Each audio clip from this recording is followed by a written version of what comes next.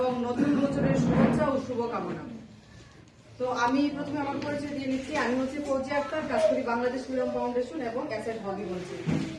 তো আসলে বই বিতরণ অনুষ্ঠানে এত কিছু বলার থাকে না, তারপরে দুই চারটা কথা বলতে হয়। আমি আমার কিছু বাস্তব এক্সপিরিয়েন্স থেকে আমি বলতেছি। আমি স্কুলে প্রায় 10 বছর শিক্ষকতাও করেছি, সেটা থেকে বলতে চাই।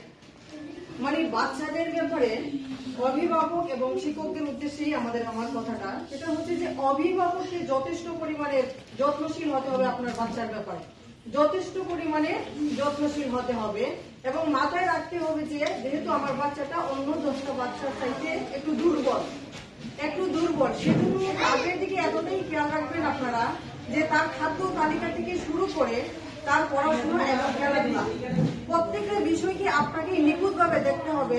এটার শিডিউল কিন্তু মেনটেন করতে হবে আপনাদের অভিভাবকদের। মানে বিশেষ করে মায়ের জরুরি, মা হচ্ছে সবচেয়ে বড় শিক্ষক, সেজন্য মাকে আসলে খুবই খুবই যত্নশীল হতে হবে।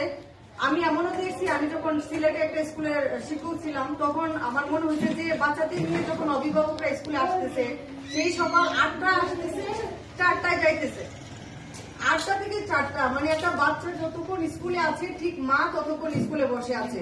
তার বাচ্চার কোনো সমস্যা হচ্ছে কিনা, সে সুন্দরভাবে ক্লাস করতেছে কিনা, কোনো সমস্যা ফিল করতেছে কিনা, বা টিচারদের সাথে তার কমিউনিকেটটা কিরকম, এটা সে প্রতিনিয়ত খেয়াল করতেছে।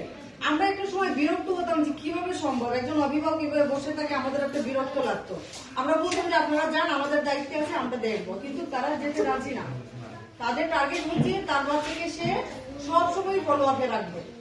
তো সে ভালো বাচ্চার ক্ষেত্রে যদি সে মা বাবা এরকম করে, আপনার বাচ্চা একটু দুর্বল, সেজন্য আপনার তো আরো বেশি দায়িত্বশীল হতে হবে, এটাই হচ্ছে মানে বাবা মাদের উদ্দেশ্যে কথা। আর শিক্ষকদের ক্ষেত্রে যেটা হচ্ছে যে আপনারা যতক্ষণ আপনাদের কাছে থাকে তাদেরকে এন্টারটেনমেন্টের মধ্যে, মানে বিনোদনের মাধ্যমে যেন ক্লাসটা করানো হয়। মাথায় রাখতে হবে, আমরা আসলে মনে করি যে আসলে শিক্ষকতা প্রফেশনে হচ্ছে বেতনটা অনেক কম। এজন্য দেখা যায় আমি অনেক স্কুলে মানে আমি রিসার্চ করছি, ঘাটাঘাটি করছি যে বেতন কম বিদায় বাচ্চাদেরকে ওইভাবে আউটপুটটা দেওয়া হয় না। আমার ভিতরে আমার যতটুকু ইনপুট আছে, কিন্তু আমি আউটপুট দিতে রাজি না, কারণ আমার ওইখানে আসলে অনারিয়ামটা ভালো না। আমি এত চেষ্টা কেন করবো, এত কষ্ট কেন করব। কিন্তু আসলে আপনারা মাথায় ওই জিনিসটা রাখবেন না, রাখতে হবে যে দুর্বল বাচ্চা তাদেরকে মানে আমরা যদি সুমানুষ করতে পারি তাহলে এটা আল্লাহর কাছে একটা ভালো কিছু আছে। সেজন্য মাথা ওইটা রেখে, বেতনের কথা মাথায় না রেখে আপনারা কাজ করবেন। আর অভিভাবকরা, আপনার 2টা বাচ্চা ভালো আছে, একটা বাচ্চা একটু দুর্বল, কিন্তু আপনি দুর্বল বাচ্চাটাকে দুর্বল করে রেখে সবল বাচ্চাগুলোর দিকে আপনারা মানে খেয়াল করে পড়াশোনা করছেন, সেটা না। আপনি সমানভাবে বরং একটু বেশি গুরুত্ব দিয়ে কাজ করাতে হবে, তাদের সাথে লেগে থাকতে হবে। অনেক কষ্ট হয়, আমরা জানি যে পারিবারিক কাজ করতে হয়, তারপরেও বাচ্চাই হচ্ছে আল্লাহর সম্পদ। বাচ্চার দিকে খেয়াল রাখতে হবে এবং আপনাকে শিডিউল মেনটেন করে কাজ করতে হবে। তারপর যদি কোনো সহযোগিতার দরকার হয়, বিশেষ করে আমি মানে বলতেছি, যদি কোনো সহযোগিতার দরকার হয় আপনারা অভিভাবক যারা আছেন, যারা মানে শিক্ষকের সাথে কথা বলবেন।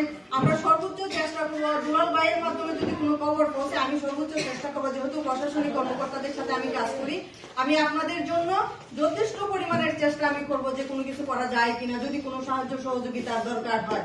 যদি আমি নিজে তো পারবো সেটা আমি বলবো না, তবে আমি ঊর্ধ্বতন কর্তৃপক্ষের মাধ্যমে আপনাদেরকে সহযোগিতা করার চেষ্টা করবো। আমি এই কথাটুকু আমি বলে গেলাম, আপনারা সহযোগিতা লাগলে অবশ্যই আমাদেরকে জানাবেন। ঠিক আছে, এইটাই আমার কথা, আর তেমন কিছু বলার নেই।